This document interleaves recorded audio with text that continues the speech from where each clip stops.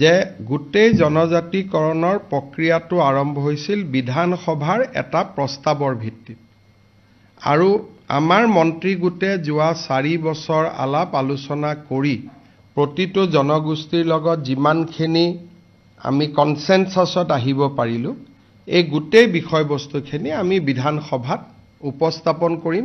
বিধানসভাই মন্ত্ৰী গোটৰ প্ৰতিবেদনখনক অনুমোদন জনোৱাৰ লগে লগে আমি নতুন দিল্লীলৈ পঠিয়াই দিব পাৰিম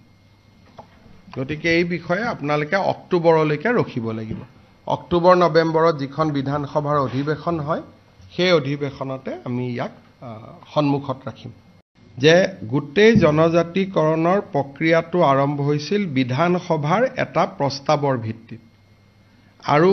আমাৰ মন্ত্ৰী গোটে যোৱা 4 বছৰ আলাপ আলোচনা কৰি প্ৰতিটো জনগোষ্ঠীৰ লগত যিমানখিনি আমি কনসেনসাছত আহিব পাৰিলো এই গোটেই বিষয়বস্তুখিনি আমি বিধানসভাত উপস্থাপন কৰিম